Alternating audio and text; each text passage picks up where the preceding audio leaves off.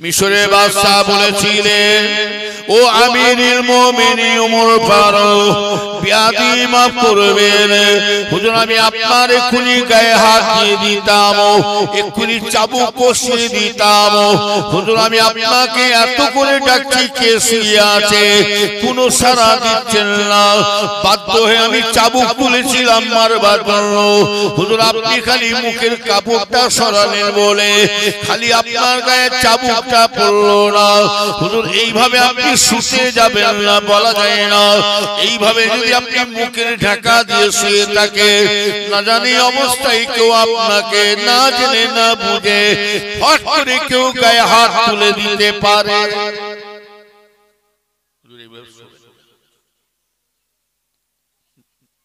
না জেনে মেরে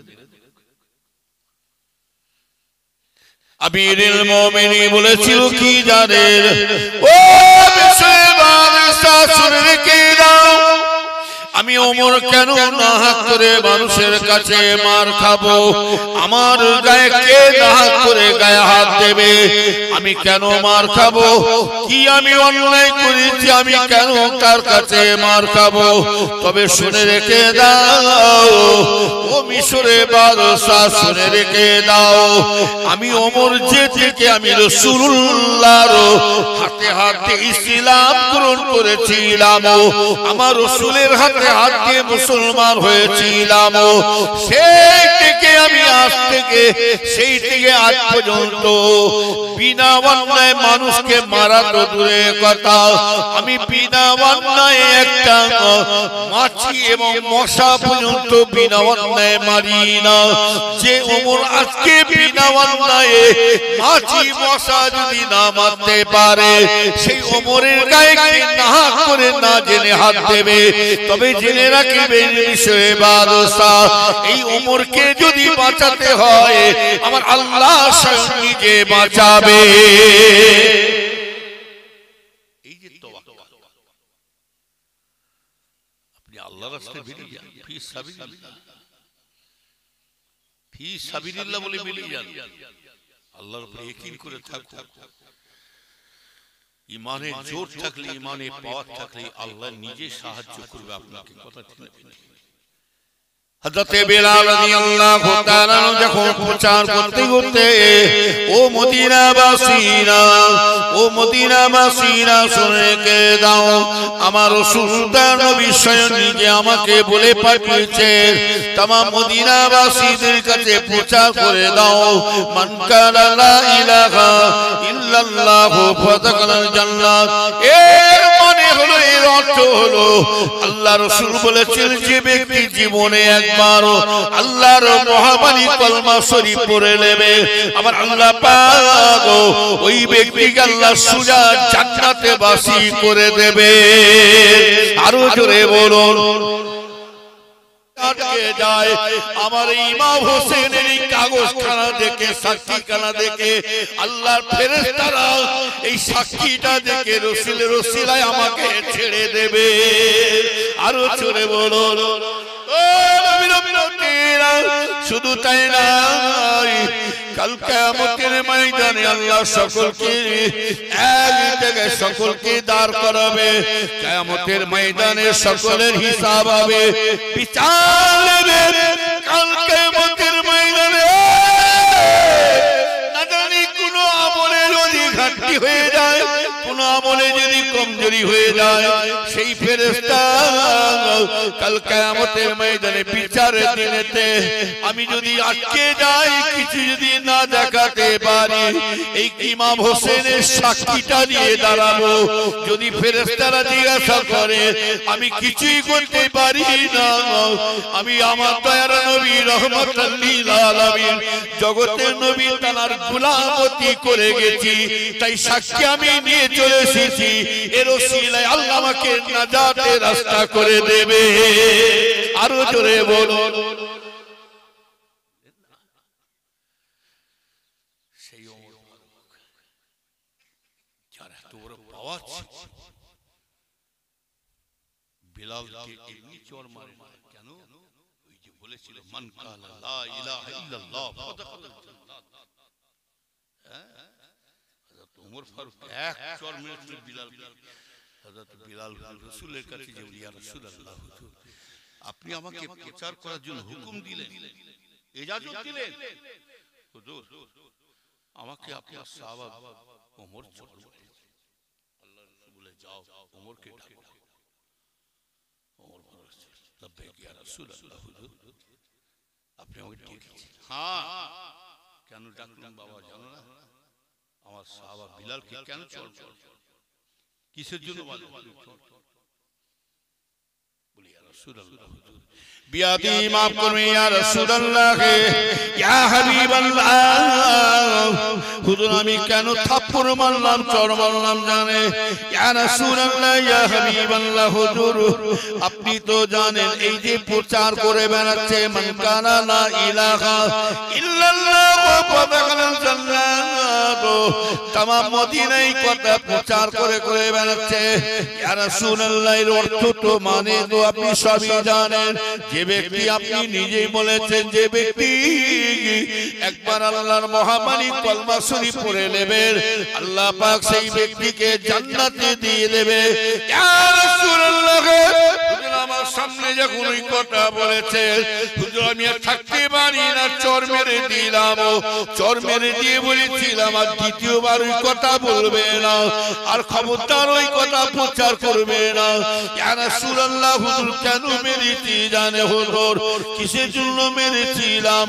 ইয়া রাসূলুল্লাহ সারা দেশের মানুষ তামাম পৃথিবী বান্দা বান্দির আল্লাহর বান্দারা তারা জানবে রাসূলুল্লাহ যখন একবার কলমা শরীফ পড়ে নিতে বলেছে যে আল্লাহ তাকে জান্নাতবাসী করবে। ইয়া রাসূলুল্লাহ হুজুর তারা তো এইটাই জেনে বসে থাকবে আর নামাজ পড়বে না কেউ, আর কেউ রোজা রাখবে না, আর কেউ তাসবিহ তিলাওয়াত করবে না, আর ইবাদত বান্দিগির দিকে আর কেউ মশগুল থাকবে না। ইয়া রাসূলুল্লাহ হুজুর আল্লাহর নামাজ রোজা তাসবিহ তিলাওয়াত কোরআন সব উঠে চলে যাবে, ইবাদত আর করবে না। তারা জানবে একবার আল্লাহ রাসূল যখন বলেছে কলমা পড়ে নিতে আর চিন্তা কিসে? আল্লাহ রাসূল চিন্তা করে করে বলেছিল হ্যাঁ বাবা ওমর তুমি ঠিক কথা বলেছিলে বাবা। ওই জন্য রাসূল বলেছিলেন লা নবী আবাদে আমার পরে কেউ নবী আর হবে না, আমার পরে যদি নবী হতো আল্লাহ ওমর ফারুককে নবী করে পাঠিয়ে দিতে। আরো জোরে বলো যে ওমর ফারুকের আল্লাহ এত বড় পাওয়া দিয়েছে দেখে না। হযরত ওমর ফারুকের ছেলে রাস্তা দিয়ে যাচ্ছেন, ওমর ফারুকের ছেলে রাস্তা দিয়ে যাচ্ছেন ভাইজানেরা। হযরত ওমর ফারুকের ছেলে নাম হচ্ছে আব্দুল্লাহ, রাস্তা দিয়ে যাচ্ছেন।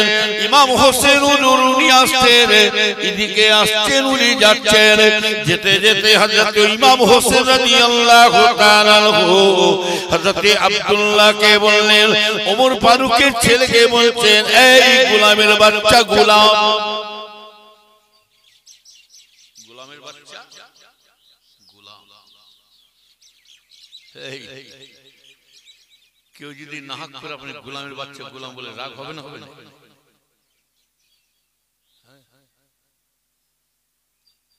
হযরত ইমাম হোসেন যখন বলেছে এই গোলামের বাচ্চা গোলাম, হযরত ওমর ফারুকের ছেলে এত রেগে গেছে, কি ভাবছে আমি কে জানে, আমি কে জানে আপনি আমাকে গোলামের বাচ্চা গোলাম বলছেন? আমার নাম আর বাপের নাম শুনলে মানুষ থরথর করে কাঁপে। আজকে আপনি আমার গোলামের বাচ্চা গোলাম বলছেন? ইমাম হোসেন হুজুর বলছেন এই তোমাকে গোলামের বাচ্চা ছাড়া অন্য কিছু আমি বলতে পারবো না, গোলামের বাচ্চাকে গোলামই বলবো আমি। আর ইমাম হোসেন হুজুর জেসে জিনিস নাই রাসূলের আমার ভাইজানেরা কার কথা বলছি? ইমাম হোসেন রাদিয়াল্লাহু তাআলা আনহু ইনাদুল আল্লাহ এত মর্যাদা দিয়েছেন ভাইজানেরা। এ উম্মতেরা আত্মীয় রাসূলের রসুলের শরীরে টাচ করার মতো কারো ক্ষমতা ছিল না, রসুলের পিঠের উপরে চড়ার ক্ষমতা কারো নাই, একমাত্র আল্লাহ পাক ইমাম হোসেন হাসানকে আল্লাহ দান করেছিলেন। ও নবীর উম্মতিরা, সেই ইমাম হোসেন হাসানকে আল্লাহ এত পাওয়ার দিয়েছে ভাইজানেরা। ও নবীর উম্মতেরা, শুনে রেখে দাও, ইমাম হোসেন ওজোর হাসানুর বাচ্চা বেলায় নানা জানের কাছে খেলাধুলা করতেন। আল্লাহ নবী বলেন, ভাই হাসান, ও ভাই হোসেন, আমি তোমার নানা জান, আমি ঘোড়া হয়ে যাচ্ছি, আমি ঘোড়া হয়ে যাচ্ছি, তোমরা দুজনে আমার পিঠের উপরে চড়ে চড়ে তোমরা মাঝকে তোমরা আমার পিঠে চড়ে চড়ে চলে আসো। আমার ভাই জানেরা প্যাসেঞ্জার মতো যাচ্ছে, আল্লাহ রসুলের কাঁধে চড়ে চড়ে ইমাম হোসেন হুজুর আমার সেই নবীর পিঠে চড়েছিলেন। সেই ইমাম হাসান হোসেনের কথা বলছি, যে সেই ইমাম হাসান হোসেন লাগে, যে ইমাম হাসান হোসেনকে আল্লাহ এত দরজা দিয়েছে জেনে রেখে দেবেন। ফাতেমা রাদিয়াল্লাহু তাআলা যখন নামাজে দাঁড়াতেন, ইমাম হাসান হোসেনকে দুনিয়াতে দুলাই দিয়ে ফাতেমা হুজুর কলমা শরীফ পড়ে লা ইলাহা ইল্লাল্লাহ মুহাম্মাদুর রাসূলুল্লাহ বলে তো এই তাসবিহ কলমা পড়তেন। ইমাম হাসান হোসেনকে দুল্লা দুল্লা দিতেন। এমন সময় নামাজের ওয়াক্ত এসে যায়, ও নামাজের সময় হয়ে যায়, হযরত ফাতেমা হুজুর নামাজে দাঁড়িয়েছেন, কিন্তু দুলনা তো ছেড়ে দিলেন। কিন্তু দুলনা যদি ছেড়ে দেয়, কিন্তু নামাজে ইমাম হাসান হোসেন উঠে পড়বে। আল্লাহ পাক ওই সময় বলে দিলেন, যাও জিবরাইল চলে যাও, আমার ফাতেমা নামাজে আমার নামাজে দাঁড়িয়েছে, যাও ফাতেমা চলে যাও, তুমি ফাতেমার গলা শুরু করে যাও ইমাম হাসান হোসেনের দুলনাটা দুলাও দাও, কারণ আমার ফাতেমার নামাজের যেন কোনো রকম ব্যাঘাত না আসে।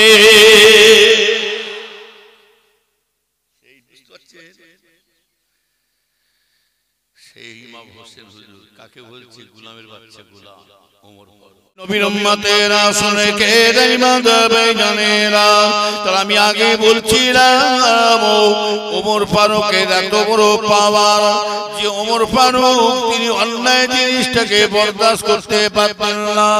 ও নবীর উম্মতেরা, হযরত ইমাম হোসেন যখন বললেন গোলামের বাচ্চা গোলাম, আবার ভাই জানেরা আমার ওমর ফারুকের ছেলে যে আব্দুল্লাহ তখন ওমর ফারুককে নালিশ করলেন, আব্বা জান বিচার করতে হবে, একটা বিচার আপনি আমাকে এখনই করে দিতে হবে। যতক্ষণ পর্যন্ত বিচার না করছেন আমার মন শান্ত না হয় না, আমি কিন্তু স্থির থাকতে পারবো না, বিচার করতে লাগে। ও নবীর উম্মতেরা, সে সময় ওমর ফারুক বলেছিলেন, বাবা তুমি কার বিচারের কথা বলছো? বাবা কি হয়েছে বলো না? বলে না আব্বা তুমি আগে বল, আব্বা আপনি আগে বলুন, আপনি আগে বলুন, এই দুনিয়াতে আপনি কার গোলামতি করে গেছে? কিরকম গোলামতি করে গেছে বলুন? আমাকে রাস্তায় টাকা হলে পরে আমাকে বলে গোলামের বাচ্চা গোলাম, গোলামের বাচ্চা গোলাম। আমি তানাকে বলেছিলাম খুব সাবধানে কথা বলবে, আমি কে জানো, আমি হলাম আরবের রাষ্ট্রপতি, চার ছেলে। আমার বাপের নাম শুনলে মানুষের ভয়ে তত্ত্ব করে কাঁপে। আমার বাপের নাম এত, আমার নাম শুনলে আমার বাপ কঠিন জিনিস খবরদার, যে আমার বাপ বাঘা ছাগলকে একই বর্তনে পানি খাইয়েছে, সেই আমার বাপের নাম ওমর ফারুক। সে আবার আমাকে বলে তোমার বাপ কাকে পানি খাওয়াচ্ছে না খাচ্ছে? তোমার বাবা কি রাষ্ট্রপতি এমপি হবে আমার দেখা দরকার নয়, তোমাকে আমি গোলামের বাচ্চা গোলাম ছাড়া কিছু বলবো না। ওমর ফারুক বলছে সেই মানুষটাকে কে ব্যক্তি বলো, কার বিচারে কথা বলছো?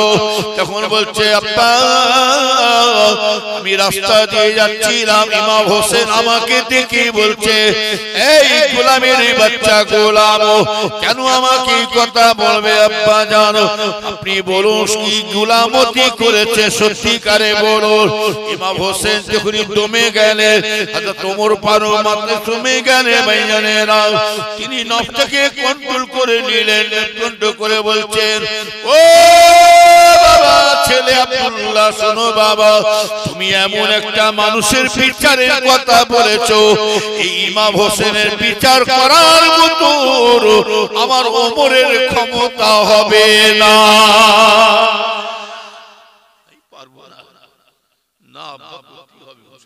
কেন আমাকে বলবে? আর আপনি বলুন কি ইমামত, আপনি কার গোলামতি করতেছেন?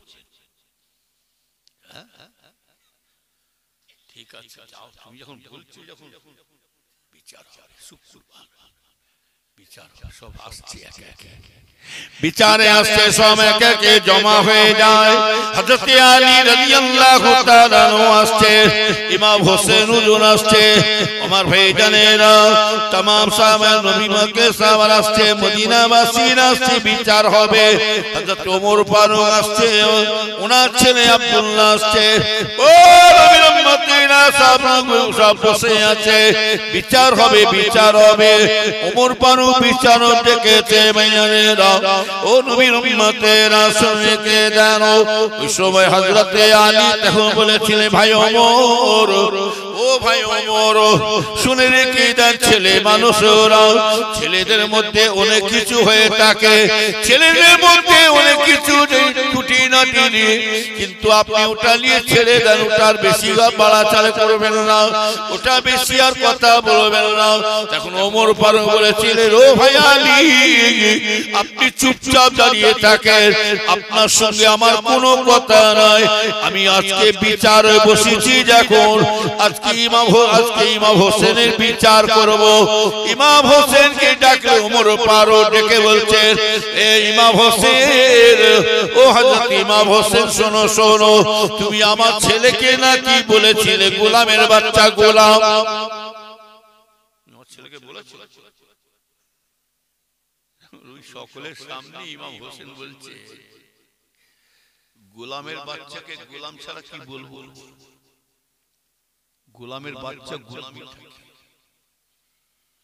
এখন ওমর ফারুক চিন্তা করছে তুমি সত্যিকার বলতে পারবে আমি কার গোলামতি করেছি? ইমাম হোসেন হুজুরকে বলেছে, ওমর ফারুক বলছে তুমি বলতে পারবে আমি কার গোলামতি করেছি? আমি তো সমাজ সেবা করেছি, দেশের সেবা করেছি, আমি অন্যায় জিনিসকে বরদাস্ত করতাম না, যে অন্যায় করে তার জন্য আমি তার বিচার সমাজে খেদমত করি। বলে দাও আমি কার গোলামতি করেছো বলতে পারবে, প্রমাণ দিতে পারবে? ও নবীর উম্মতেরা হযরত ইমাম হোসেন বলেছিলেন ও হযরত ওমর ফারুক আমিরুল মুমিনিন হুজুর আপনি কি ইমামতি কি করেন, আপনি কি গোলামতি করেন না, আপনি কি গোলামতি করেন, আপনি কি জানেন, আপনি কি জানেন, আপনার কি জানা নাই, জানা নাই কার গোলামতি করেছেন জানা আছে, আপনি কারো গোলামতি না করতে পারেন, আমার নানা জানেন গোলামতি করে গেছে। আরো জোরে বলুন আমার নানা জানেন ওমর ফারুক নফসকে কন্ট্রোল করে নিয়ে বলছে ভাই হোসেন আমি যদি রাসূলুল্লাহ তোমার নানা জানে যদি গোলামতি করে থাকি তুমি আমাকে এটা লিখে দিতে পারবে, তোমার হাতে সইটা করে দিতে পারবে?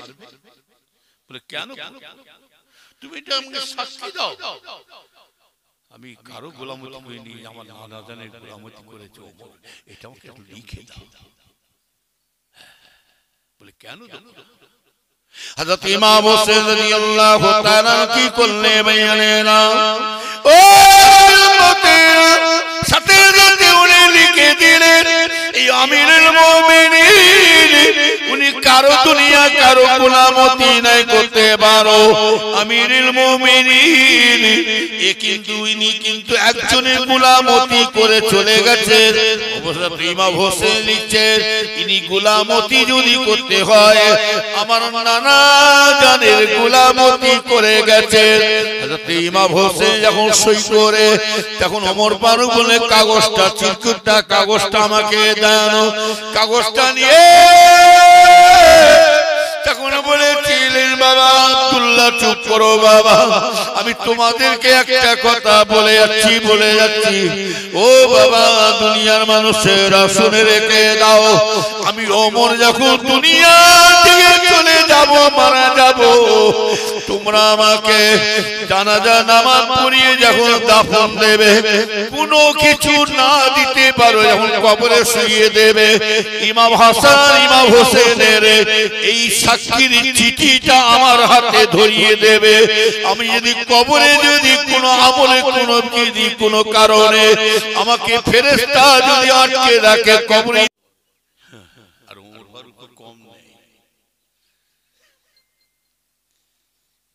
হযরত ইমাম হোসেন ওমর ফারুকের ছেলে আব্দুল্লাহ বলছে আমার বাপের নাম শুনলে কিন্তু মানুষ কাঁপে ভয় পালায় আর আমার বাপ কি জানো আরবের রাষ্ট্রপতি এই ইমাম হোসেন বলছে তোমার বাপ রাষ্ট্রপতি কি এমপি হবে ওসব দেখতে চাই না তোমার বাপ কি হয়েছে না হয়েছে আমার দেখার দরকার নাই তুমি গোলামের বাচ্চা গোলাম আমি এক্ষুনি আমার বাপকে বলে দেবো যা বলবে ইমাম হোসেন যাও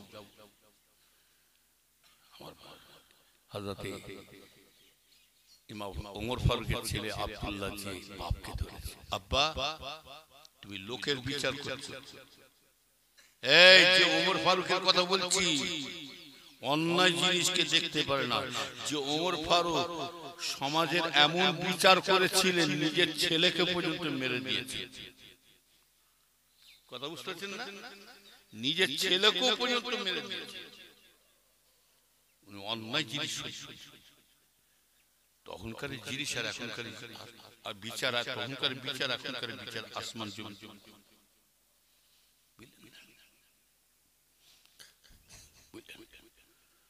আব্দুল্লাহ জি বলছেন আব্বা হুজুরের ছেলে বলছে আব্বা একটা বিচার করতে হবে কার বিচার বাবা ও সব শুনবো না আব্বা জান আপনি আমাকে আগে প্রথম বলুন ও ভাইজানেরা ওমর ফারুকের ছেলে আব্দুল্লাহ বলেন ও আমার আব্বা জান আপনি আমাকে আগে কথা বলুন আগে জবাব দেন আপনি কার গোলামতি করেছিলেন কি রকম গোলামতি করেছিলেন কেন আমাকে রাস্তায় দেখা হলে ইমাম হোসেন কেন আমাকে গোলামের বাচ্চা গোলাম বলে তবু আমি বলেছিলাম খুব সাবধানে কথা বলবে খুব সতর্কভাবে বলবে আমি কে জানো আমি হচ্ছে একজন আরবের রাষ্ট্রপতি তার বাচ্চা আমি উনি সমাজের খেদমত করে দেশের বিচার করে আর আমার বাপ কাউকে গোলামতি করে না সে আমার বারবার বলে তোকে গোলামের বাচ্চা গোলাম ছাড়া কিছু বলতে পারবো না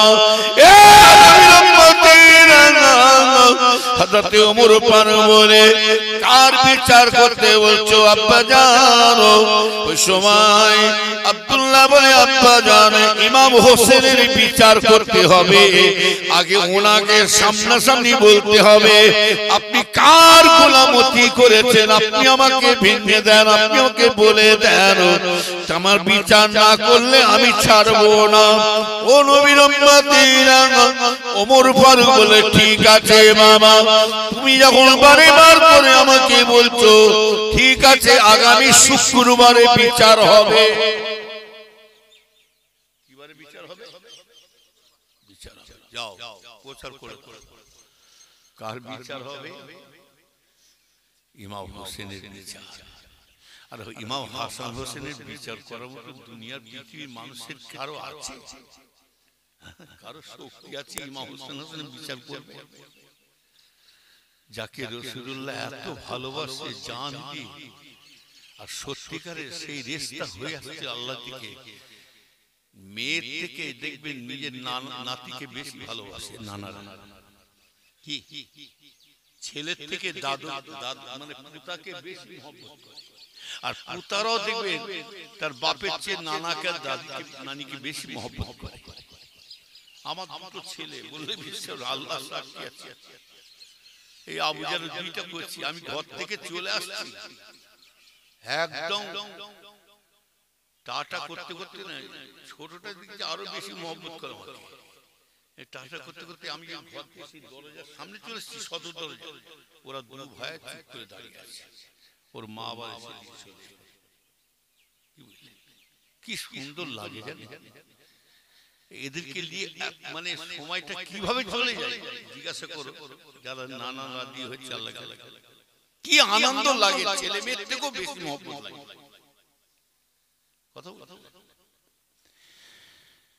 এখন কথা হলো শুক্রবার বিচার ডাক দিয়েছে, নবীর উম্মতেরা শুনে কে দাঁড়াও, ও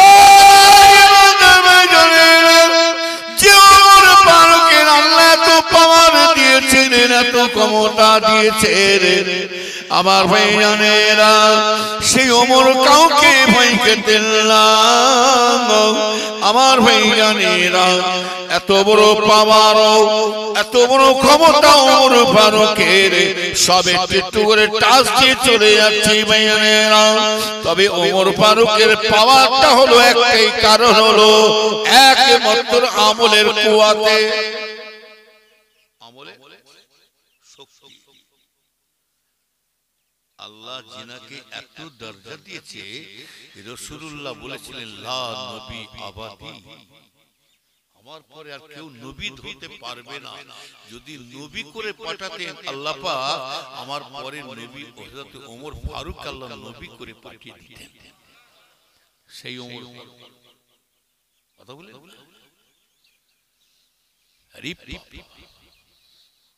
যে ওমর ফারুকের নাম শুনলে মানুষ কাঁপে।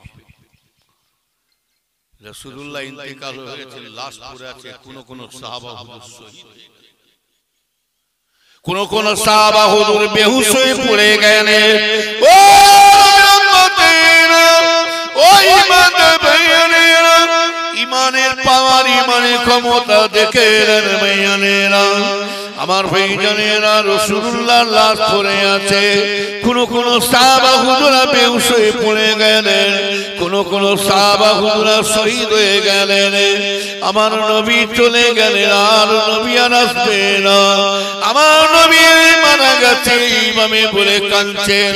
কোন সাহাবা হুজুরা ইন্তেকাল হয়ে গেলেন, বেহুশ হয়ে পড়ে আছেন, এমন সময় আমিরুল মুমিন ওমর ফারুককে দাঁড়িয়ে পড়লেন, যে ওমর উলঙ্গ তলোয়ার নিয়ে বলেছিলেন রাসূলের লাশের কাছে, এখন দাঁড়িয়ে বলে কেউ কাঁদছে শহীদ হয়ে যাচ্ছে, কেউ বেহুশ হয়ে পড়ে যাচ্ছে, নবী মারা গেছে রে। ওমর ফারুক উলঙ্গ তলোয়ার নিয়ে দাঁড়িয়ে পড়লেন, এ মদিনার সাহাবারা, নবীর সাহাবারা, খবরদার কেউ যদি একবার বলেছো আমি ওমরটাকে ছাড়বো না, ছাড়বো না, ছাড়বো না। হযরত আবু বকর সিদ্দিক রাদিয়াল্লাহু তাআলা বলেছিলেন, ও ভাই ওমর, সবর সবর, ধৈর্য ধরো, খবরদার উত্তেজিত হবেন না, সবর করেন, সবর। তখন বলছেন ওমর ফারুক বলছে, ভাই আবু বকর, আমি কেমন করে সবর করব বলুন, এদের মুখ দিয়ে জবান দিয়ে কি আওয়াজ আসছে দেখে নেন, এরা বলেন নবী নাকি মারা গেছে, নবী মরে গেছে, নবী মারা গেছে, ওই জন্য আমি আর উত্তেজিত আমি থাকতে পারি না। ও ভাই আবু বকর, আপনি একবার আমার রাসূলের ঠোঁটের দিকে চেয়ে দেখুন, আমার রাসূলের লাশ পড়ে আছে বটে, আমার রাসূলের ঠোঁট মুবারকটার দিকে লক্ষ্য করে দেখো, আমার রাসূলের ঠোঁটটা পিট করে লড়ে। হযরত আবু বকর সিদ্দিক রাদিয়াল্লাহু তাআলা কি করলেন, আমার রাসূলের মুখের কাছে, ঠোঁটের কাছে, আমার রাসূলের ঠোঁটের কাছে আবু বকর ওর কানটা নিয়ে গেলেন, যে দেখছেন কি যেন একটা বলতে চায়, দেখি হযরত আবু বকর সেই সময় শুনছে আল্লাহ রাসূল ইন্তেকাল হয়ে গেছে বটে, আমার রাসূলের জবান দিয়ে আওয়াজ আসছে, ঠোঁট দিয়ে আওয়াজ আসছে, আল্লাহ আল্লাহ আমার উম্মতের কি হাল হবে। আরো জোরে বলুন, আমার উম্মতের কি হাল হবে। সেই গুনাহগার উম্মত আমরা কতটুকু ভালোবাসছি নবীর জন্য। আমরা যে রাসূল আমার জানা আছে সুখে খেতে পায় না একমাত্র উম্মতদের জন্য। একটা ছিঁড়া খাটিয়া শুয়ে থাকতেন আল্লাহ রাসূল, একজন সাহাবা নরম বিছানা তৈরি করে দিলেন যে কাফেরেরা আম্মা জানদেরকে দিচ্ছেন, আম্মা জান কাফেরেরা মুশরিকরা বেঈমানেরা ইহুদিরা তারা আরাম আয়েশ করবে, যে মোহাম্মদ भी ना होता तो कुछ भी नहीं होता। যে রাসূলের ওসিলায় সারা জাহান পয়দা করলেন আর সেই রাসূল আমার কষ্ট করে যাবে। একজন সাহাবা হুজুর বিছানা একটা নরম গদি দেখে আম্মা জান কি বললেন, যেটা আল্লাহ রাসূলের খাটিয়া বিছিয়ে। আল্লাহ রাসূল কি দেখলেন, আল্লাহ রাসূল থেকে বলেছিলেন বিবি আয়েশা, ও বিবি আয়েশা কোথায় থেকে এত সুন্দর নরম বিছানা কোথায় পেলে, কোথা থেকে বলে বলো। আম্মা জানা বলে ইয়া রাসূলুল্লাহ ইয়া হাবিবাল্লাহ হুজুর বিয়াদি মাফ করবেন, আপনার কষ্ট দেখে আপনার একজন সাহাবা থাকতে পারে না। তিনি বলে কাফেরেরা ইহুদিরা বেঈমানেরা তারা আরামায়েশ করবে, আর আপনাকে যদি না বানাতেন আল্লাহ কিছুই পয়দা করতেন না। আপনার ওসিলায় সবকিছু, আপনি এত কষ্ট করে যাবেন, আপনার সাহাবা একটা নরম বিছানা তৈরি করে দিয়েছেন আপনার যাতে কোনো কষ্ট না হয়। আল্লাহ রাসূলের সময়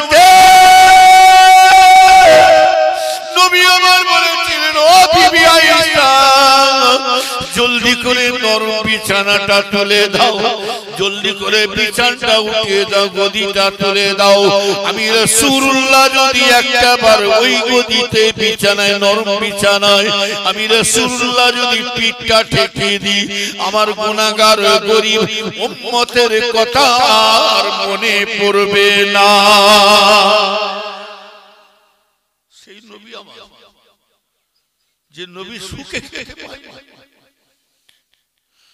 কিতাবের মধ্যে আসছে আটাকে চালনিতে যখন আটা চালে চালনিগুলো চাল যত লাড়াবে আটা পড়ে যায়, থাকে কি ভুস ভুস। নবীর উম্মতেরা শুনে কে দানিমা দেবে জানেরা, আল্লাহ নবী আল্লাহর কাছে কোন জিনিসটা চাইছে জানেন? আল্লাহুম্মা হানি মিসকিনা ওয়া আমিতলি মিসকিনা ওয়া আসরনি ফি জুমরাতিল মাসাকিন ইয়াউমাল কিয়ামা। আল্লাহ রাসূল আল্লাহর কাছে এই জিনিসটা চাইছে। আল্লাহর কাছে নিজে চাইছে, আল্লাহ আপনার কাছে আমি এতটুকু জিনিস চাই, আল্লাহ পাক আপনি আমাকে যখন দুনিয়ায় পাঠাবেন মিসকিনি হালতে গরিবের হালতে পাঠাবে, আল্লাহ আপনি আমাকে দুনিয়ায় যতদিন হায়াতে রাখবেন জিন্দা রাখবেন এই গরিব মিসকিনদের সাথী করে আমাকে রাখবেন। আল্লাহ পাক আমি রাসূলুল্লাহ যখন আপনার ডাকে সাড়া দেব, আল্লাহ পাক আমি রাসূলুল্লাহ যখন দুনিয়াতে চলে যাব, আল্লাহ আপনি আমাকে এই গরিব মিসকিনদের সাথী করে আল্লাহ আমাকে হাসর করিয়ে দেবে। আরো জোরে বলুন, ও উম্মতিরা আমার নবী কেন গরিবদের সাথে হাসর চাইছে কেন জানেন? আমার নবী কেন গরিবদের সুখী হতে চাইছে কেন জানেন? আল্লাহ রাসূল জানে বলেন, বাবারা আল্লাহ পাক যখন বান্দাদেরকে জান্নাত দেবে, আল্লাহ পাক যখন বান্দাদেরকে বেহেশতে দান করবে, গরিবরাও জান্নাতে যাবে, বড়লোকরাও জান্নাতে যাবে। আল্লাহ রাসূল বলেন গরিবদের ধনী মানুষরা জান্নাতে যাবে, গরিবরাও জান্নাতে যাবে, তবে ধনী মানুষের থেকে বড়লোকের থেকে এই গরিব মিসকিনদেরকে আল্লাহ পাক 500 বছর আগে জান্নাতে পৌঁছে দেবে। আরো জোরে বলুন, নবীর উম্মতেরা শুনে কে দালিমান ভাইজানেরা, ও মুসলমানের ছেলেমেয়েরা, সেই নবী আমার উম্মতের জন্য জীবন দিয়ে চলে গেলেন, আর সেই নবীর উম্মতের দুশমন হয়ে বেরিয়েছি। হায় রে হায় আমার ভাইজানেরা, একটা কুকুর যদি জান্নাতে ঢুকতে পারলো, একটা কুত্তা যদি জান্নাতে যেতে পারে, তাহলে আমরা গুনাহগার নবীর উম্মত হয়ে জান্নাতে রাসূলের সাথী হওয়া দূরের কথা, আবার রাসূলের দুশমন হয়ে দাঁড়াচ্ছি। এই সমস্ত উম্মত গুলো কেমন করে রাসূলের সাথী হবে বলুন? একটা কুত্তা জান্নাতে যাবে জানা আছে? আসহাবে সেও জান্নাতে যাবে।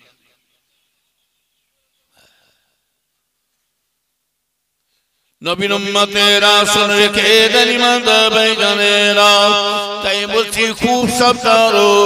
ওই জন্য বলছি আমার নবীর শানে যেন কোন রকম উল্টো পাল্টা মন্তব্য না এসে যায়।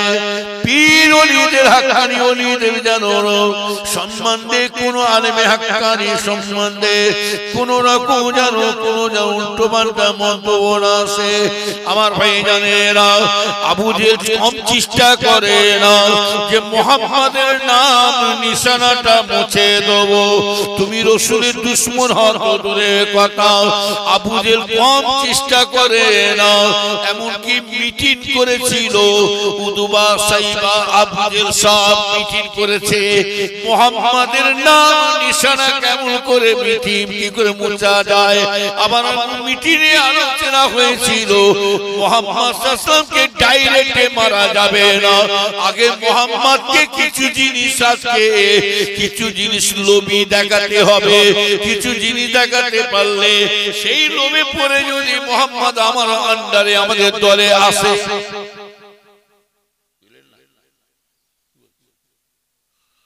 আমাদের আন্ডারে আসে, কি দেখাবে?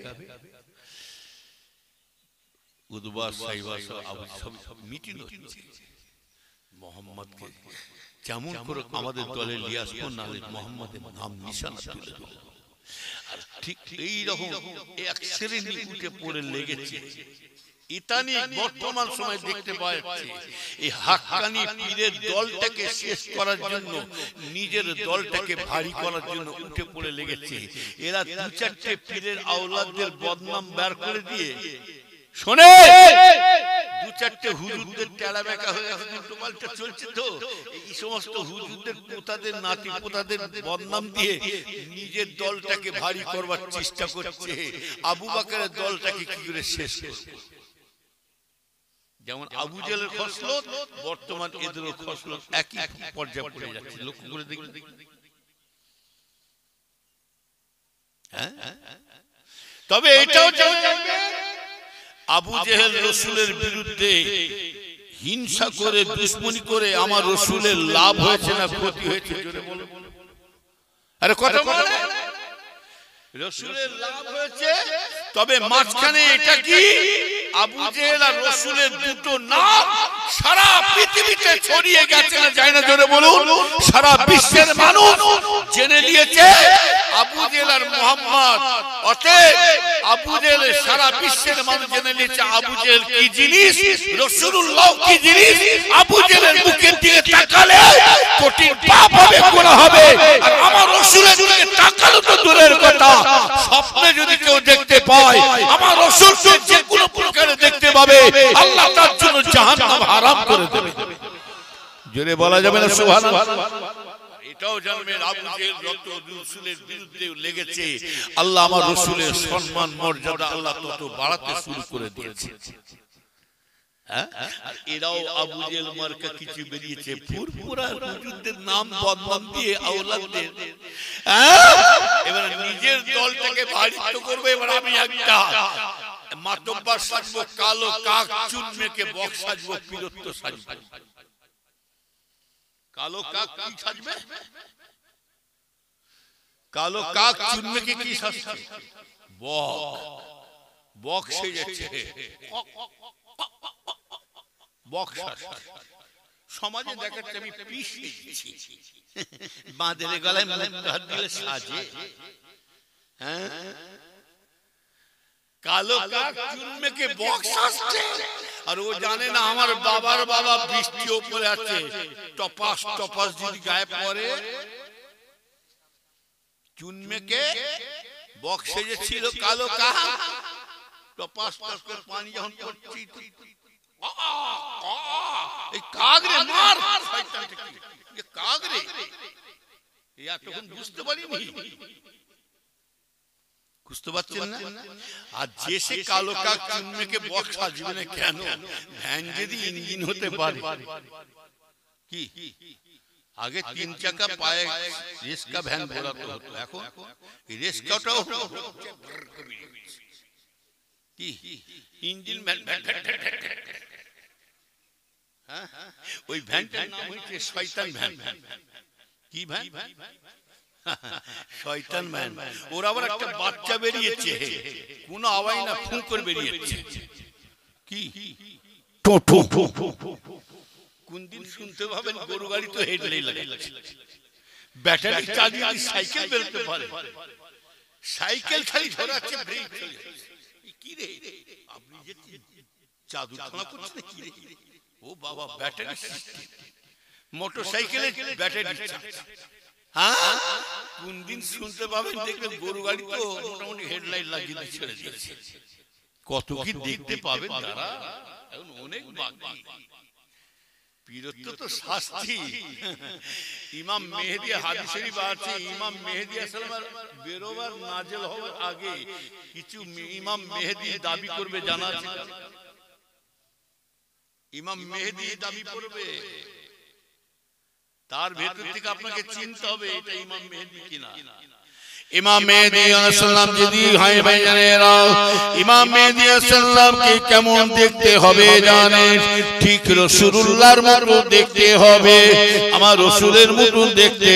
শুধু তাই নয়, ইমাম মেহেদী আলাইহিস সালাম কেমন আমার ভাইজানেরা, যেমন আমার রাসূল কেমন, যেমন রাসূলের চেহারা ছিল, ঠিক ইমাম মেহেদী আলাইহিস সালামের চেহারা ওই রকম।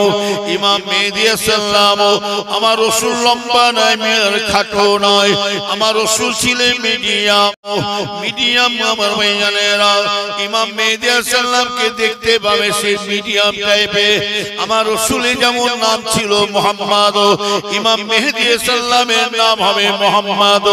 ইমাম মেহেদী আলাইহিস সালাম আমার ভাইজানেরা, আমার রাসূলের নাম আব্বা জানের নাম ছিল কি? হযরত আব্দুল্লাহ।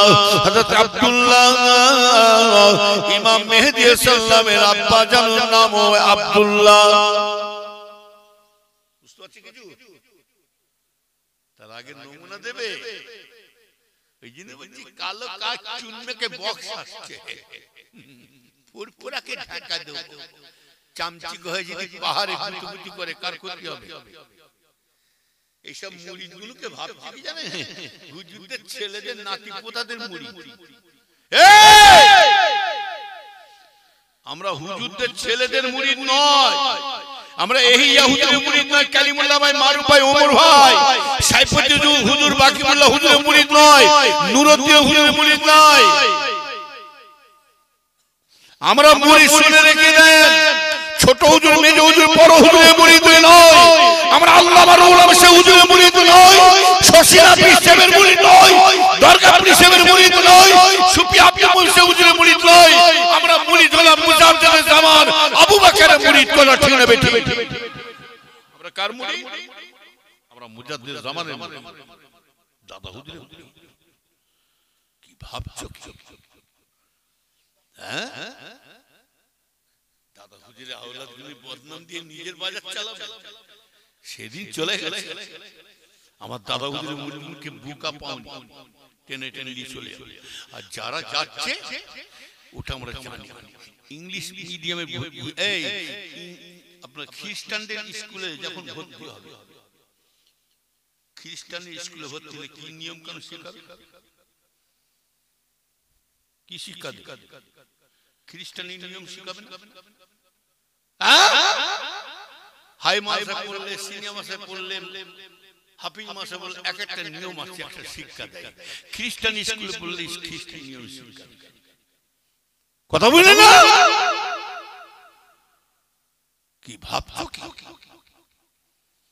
চামচিকের ঠেলায় পাহাড় কখনো হেলে না, আর সিকিনির বদবয় কখনো গরু মরে না। যারা যাচ্ছে যেতে দেন, যারা দলবাজি করছে করতে দেন, যারা পীরে হাক্কানি পীরের দল থেকে টেনে টেনে নিয়ে দলকে ভারী করবার চেষ্টা করছে যেতে দেন। আমি বলছি বাধা দেবেন না। এটা আমরা জানি লক্ষ লক্ষ মানুষ যদি নামাজ না পড়ে আল্লাহর কোনো ক্ষতি হবে? আল্লাহ আল্লাহ। আর লক্ষ লক্ষ মানুষ যদি নবীর উপরে কিয়াম সালাম মিলাদ মাহফিল যদি না করে আমার রাসূলের কিছু ক্ষতি হবে? এই যে মিলাদ করছে এ তো 100 মানুষ হিংসা আছে কি জানি না, এই আছে না নাই? বলে মিলাদ দিয়ে কি হবে, জলসা দিয়ে কি হবে? 100 বলে না বলেন? তাহলে জলসা দিয়ে কি হবে, মিলাদ দিয়ে কি হবে, সব শ্রেণী দিয়ে কি হবে? এক কাজ কর, জলসা মিলাদ মাহফিল তুলে দিয়ে দু চারটে ঢোল নিয়ে আসবে, বড় বড় ঢোল, ঢোল নিয়ে এসে তোর বাপের মায়ের কবরের কাছে যে দুমদার একটা বাজা, যদি ফেরেশতা যদি আযাব দেয় খেচে দৌড়, ওই ঢোলের আওয়াজে খেচে দৌড়। পাগল কোথাকার! এটা 100 মানুষ করে বলেছিল জলসা দিতে হবে। এটা রাসূল পাকের আগের জমানায় বলেছিল, হযরত ঈসা আলাইহিস সালামের জমানায় বলেছিল। জানা আছে হযরত ঈসা আলাইহিস সালামের জমানায় বলেছিল 100 মানুষ এই রকম উঠে পড়ে লেগেছিল জলসা দিয়ে কি লাভ আছে? আল্লাহ বলছে জলসা দিয়ে কি লাভ আছে দেখবি? জলসা দিয়ে লাভ কি ক্ষতি দেখবি? এই কোথায় যেতে চলে যাচ্ছো? ঠান্ডা পড়ে কোথায় যেতে? আমি তো দেখছি যে যাচ্ছে আর আসে কি শেষ করে দেবো নাকি? তো বিধান তো নারে তুলবি চলে যাবে না। তবে জলসা না দিয়ে ভিডিওর ব্যবস্থা করতে নাই কমিটিরা, একটা লোক যেত আর একটা লোক ঘরে শুয়ে থাকতো, আর শুয়ে থাকতে তখন এসে এই জলসা এসে এরকম মানে ঘুমোতো, সেদিন খ্যাচখিচ করতে নেই বাপরে বাপ কি করছে রে, কটা সময় তার বেলায় ঘুম হারাম করে। তবে জহর জহরিকে চেনে, শুয়ার চেনে কুচু, আর বড় চেনে কলা, এই পছন্দ হয় না। আজকের এমন একটা সুন্দর বাগান করেছে, সেই বিবেক, সেই মানবতা, সেই জ্ঞান যদি থাকতো বাড়িতে বসে থাকতাম না, পালাতাম না। আজকে সেই বিবেক যদি থাকতো যে এই কমিটিরা জলসা আজকে এমন একটা অনুষ্ঠান করেছেন, একটা মাহফিল কেমন করেছেন, এরা ভিডিও দেয় না, ফাংশন দেয় না, কাওয়ালি দেয় না, যাত্রা দেয় না, গানের কোনো অনুষ্ঠান করে না, শরীয়তে কোনো অন্যায় কাজ করেনি। কমিটি মানুষ এমন একটা বাগান তৈরি করেছেন যে বাগানটার নাম হচ্ছে রিয়াজুল জান্নাত। রাসূলুল্লাহ বলছেন এই বাগানে কেউ হাজির থাকুক নাই থাকুক, আমি রাসূলুল্লাহ নিজে হাজির হয়ে থাকি।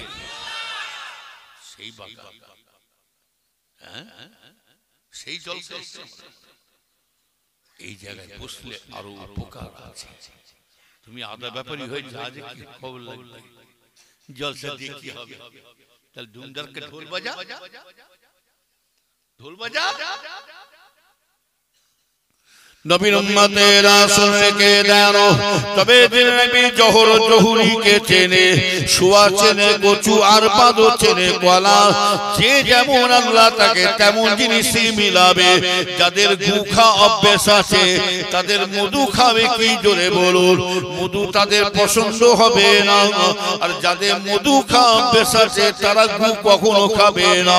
আমার ভাই জানে না, ভালো করে খেয়াল করে শুনে রেখে দেন আমার ভাই জানেরা, গান বাজনা ফাংশন কাওয়ালি যাত্রা যাদের শোনা অভ্যাস আছে, এই জলসা মিলাদ মাহফিল সবেসানি জলসা মাহফিল তাদের পছন্দ হবে না আমার ভাই জানেরা। আর যাদের জলসা মাহফিল সবেসানি জিকির মাহফিল যাদের শোনা অভ্যাস আছে, তারা গান বাজনা তাদের শোনা অভ্যাস নাই, তারা শুনতেও যাবে না। তবে শুনে রেখে দেন, যারা বলে জলসা দিয়ে কি হবে, হযরত ঈসা ঈসা আলাইহিস সালামের জবানাতে 100 মানুষ উঠে পড়ে লেগেছিল জলসা দিয়ে কি হবে, মিলাদ মাহফিল দিয়ে কি লাভ হবে। আমার ভাইজানেরা শুনে রেখে দাও, আমার ইমানদার ভাইজানেরা, আল্লাহ নিজে বলছে ঠিক আছে তোমরা জলসা কি দিয়ে হবে, কি ফায়দা আছে, ওয়াজ নসিহত দিয়ে কি লাভ হবে, তোমরা এখন বলছো ঠিক আছে আমি আল্লাহ পাক ওয়াজ নসিহত বন্ধ করে দিলাম। হযরত ঈসা আলাইহিস সালামের জবানায় জলসা বন্ধ হয়ে গিয়েছিল জানা আছে। কতদিন বন্ধ ছিল জানা আছে? 570 বছর ধরে। এই জলসা বন্ধ ছিল 570 বছর, ওয়াজ বন্ধ ছিল। তখন জলসা বন্ধ করে কি হাল হয়েছিল জানা আছে? তখনকার জলসা বন্ধ করে কি হাল হয়েছিল মানুষে জানে। মারামারি কাটাকাটি খুনোখুনি চলতো, জেনা ব্যভিচার মদতারি জুয়া চলতো। আমার ভাই জানেন এমন কি হালতে চলতো জানেন, যাকে বলা আইয়ামের, যাকে বলা হয় আইয়ামের জাহেলিয়াতের সময়, অন্ধকার যুগ যাকে বলা হয়, সেই যুগে এমন অবস্থা হয়েছিল কি জানেন, সেই যুগে মানুষগুলো হাল কি হয়েছিল জানেন, আমার ছেলের সাথে আপনার মেয়ের সাথে বিবাহ দেবো, আর আপনি বলতেন এই ইয়াহুদির ছেলেকে আমি জামাই বলবো, না আমি জামাই বলতে পারবো না। মেয়ের বাপেরা কি করতে জানেন, হযরত ঈসা আলাইহিস সালামের জবানাতে যাকে বলা আইয়ামের জাহেলিয়াতের সময়, সেই সময় অন্ধকার যুগ বলা হয়, শুনে রেখে দেন, সেই সময় ওয়াজ বন্ধ করে এমনকি ওই মেয়েটাকে মেয়ের বাপেরা মেয়েগুলোকে জীবিত অবস্থায় গর্ত খুঁড়ে, বড় বড় গর্ত খুঁড়ে জীবিত অবস্থায় পুঁতে মেরে দিত। জীবিত অবস্থায় মেয়েগুলোকে মেরে দেওয়া হতো, তার বাপেরা মেরে দিতেন। তথাপি ওই ছেলেকে আমি জামাই বলতে দেখতে পারবো না, আমার প্রেস্টিজের ব্যাপার, সম্মানের ব্যাপার আছে। আমার ভাইজানেরা এইরকম কঠিন হালত চলবার সাথে সাথে শেষ মুহূর্তে আপনার আমার নবী তো জানে বাদশা আল্লাহ রাসূলকে আল্লাহ পাক দুনিয়ায় আবার পাঠিয়ে দিলেন।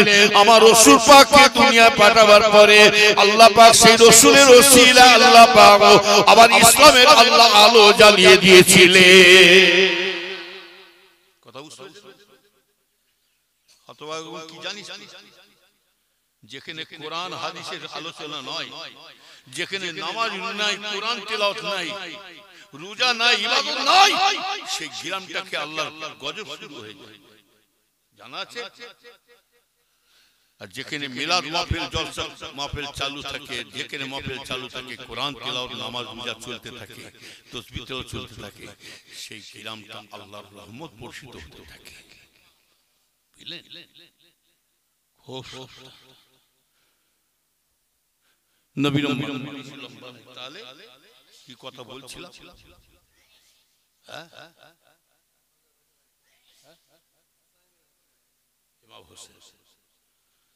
নবীর উম্মতেরা শুনে রেখে দেন ইমানদার ভাইজানেরা, তবে খুব সাবধান আমার ইমানদার ভাইজানেরা। ওই রকম আবু জেহেল যত রাসূলের বিরুদ্ধে উঠে লেগেছিল, তত আমার রাসূলের সম্মান তত বাড়াচ্ছে।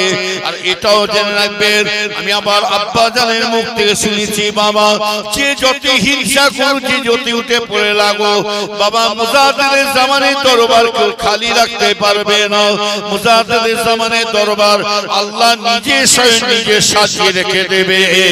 নবীর উম্মতেরা শুনে রেখে দেন ওর ইমানদার ভাইজানেরা, তবে এটা আমরা জানি চালের সঙ্গে কাকড় থাকবে, হিংসা না থাকলে মজা লাগবে না।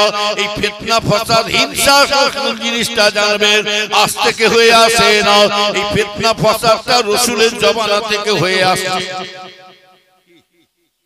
ফিতনা কবে থেকে হয়ে আসছে? রাসূলের জমানা থেকে, বাপ আদম সাল্লাল্লাহু আলাইহি ওয়াসাল্লাম। ওই হিংসা এন্টি না থাকলে ভালো লাগে। হ্যাঁ, লক্ষ লক্ষ মানুষ যদি নবীর উপরে কিয়াম না পড়ে, সালাম না পড়ে, মিলাদ না পড়ে, রাসূলের উপরে দরুদ সালাম না পড়ে, আমার রাসূলের কিছু ক্ষতি হবে? আরে কথা বলে।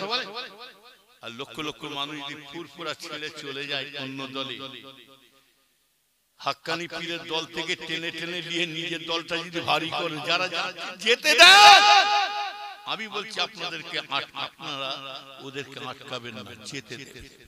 আমি বলছি বাধা দেবেন, যেতে দেন। এটা আমরা জানি, এটা আমরা জানি। দুষ্ট গরু থেকে কি শূন্য গোয়াল থাকা ভালো। আর এক কইলে দুষ্ট গরু আর ভালো গরু ঢুকে দেয়া কি হবে? গুটি গুটি করে গইলে ভেঙে দিই পালা কথা বলে।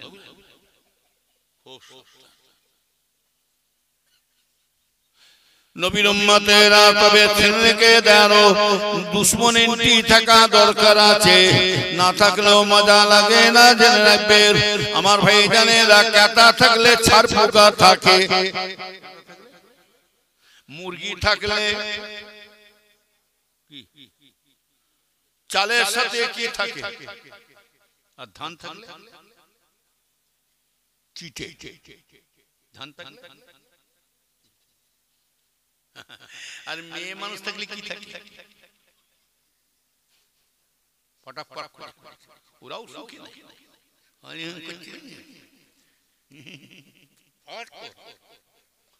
ওরাও জ্বালা।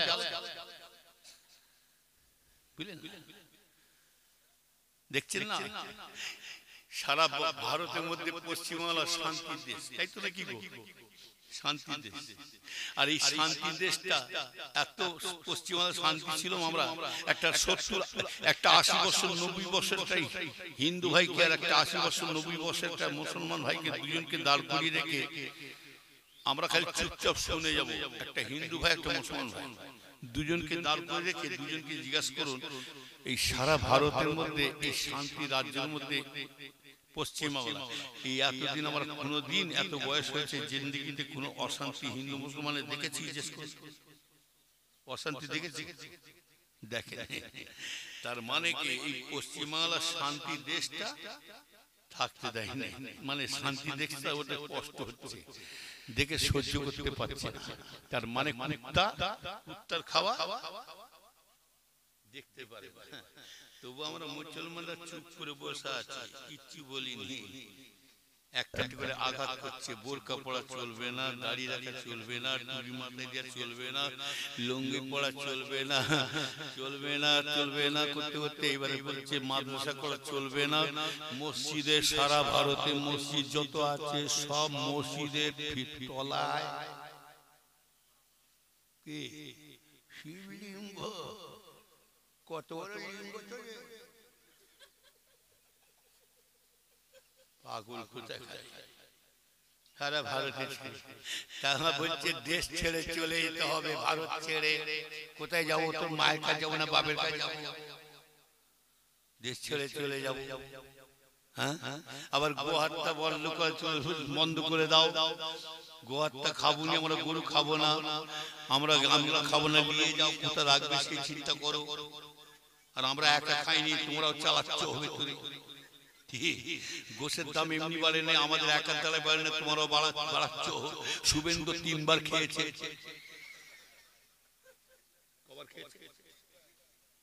আমরা একা খাই। 70 বছর বুড়োকে দেখো না, জিজ্ঞেস করো না আমরা খাবো না, গরু আমরা নিজেরা খেয়ে শেষ করতে পারছি না।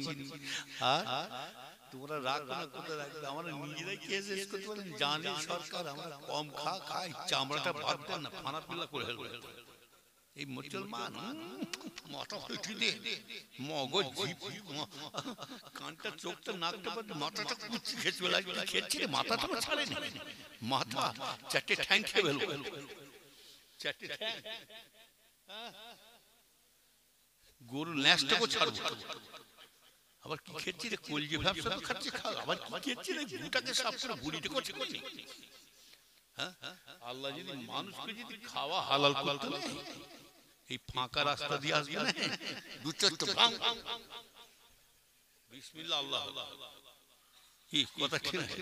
যদি মানুষকে খাওয়া মুসলমানদের খাওয়া দেখে না, খাও তো 250, এই 750 1 কেজি কিনে 12 জন 10-15 জন খাচ্ছ, খেয়ে আবার 2-1 পেয়েছি, আবার জামাতে কাটি ও মজা হয়েছে। আর আমরা মুসলমান, এক একজন মুসলমান চোখ বুঝবো একদিন কি করতে না কি এতে বাচ্চা বলে থেকে আমরা ট্রেনিং দিচ্ছি, জানি না মাছ দিয়ে ভাত খাও না, 2.5 বছর 2 বছর ছেলেকে মাছ দিয়ে ভাত খাও। আয় মাইনা ভাত খাবি, দেখছে মাছ গোছ খাবো, কি কথা কি গোছ খাবো, তার মানে কুত্তা কুত্তার খাওয়া দেখতে পারে। হ্যাঁ, কি সুন্দর, যে যা ধর্ম পালন করতে, চায়ের দোকানে বসে, মাঠে ঘাটে, বাজারে ঘোরা, একসঙ্গে ঘোরা, হিন্দু মুসলমান যে যা ধর্ম, লাকুম দীনুকুম ওয়ালিয়া দীন, আমার ধর্ম আমার কাছে থাকবে, তার ধর্ম যে যা ধর্ম। হ্যাঁ, মানে কুত্তা কুত্তার খাওয়া দেখতে পায় না। এক কুত্তাকে দুটি ভাত দেন, এই এক কুত্তাকে দুটি ভাত দেন, আর এক কুত্তা দাঁত খিচে আসছে,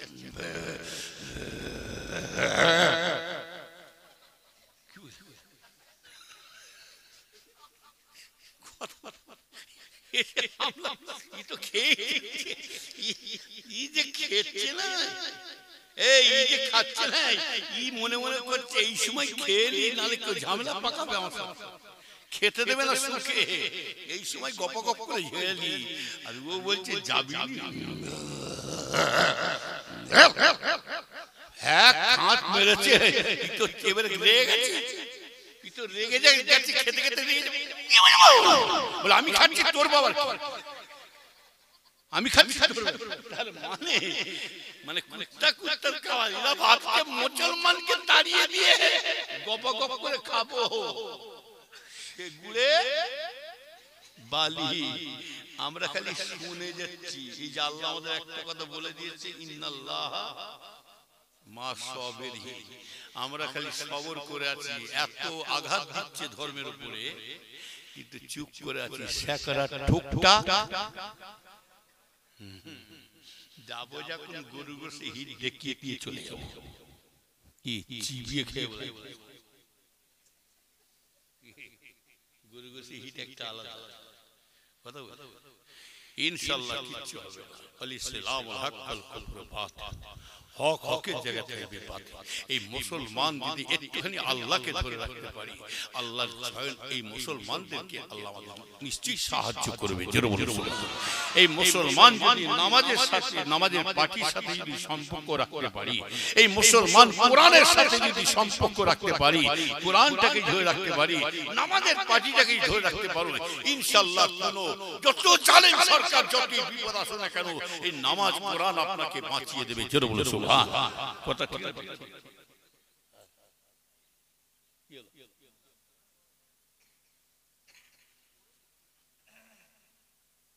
গরু দিচ্ছে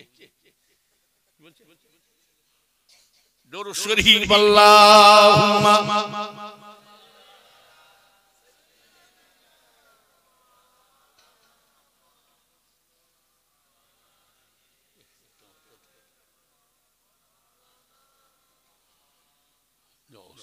ভালো লাগে।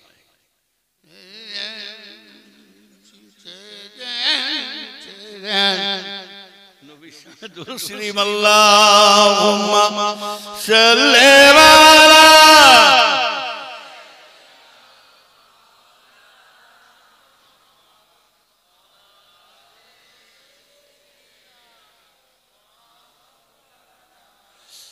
আমার ইমাম দাফাই আর বেশি লম্বা নাই, তাহলে ইমাম হোসেনের কথাটা বলবো না, কি না শেষ বলতে হবে, রাত হয়ে গেছে।